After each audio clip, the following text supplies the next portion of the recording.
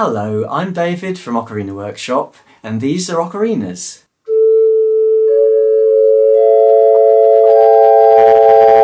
So what are ocarinas?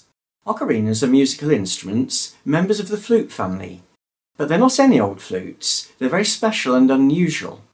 You see, most flutes are tubes. Ocarinas aren't tubes. They're made in many different shapes and are known as vessel flutes. Their round shape gives them a lovely pure sound. The size of the ocarina determines how high or low the notes can be played.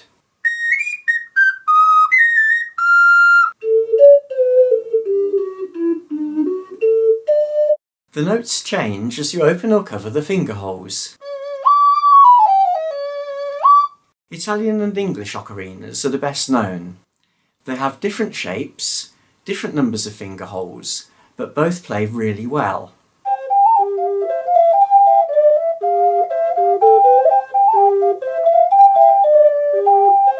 Ocarinas have become popular all over the world because of their shape, sound and simplicity.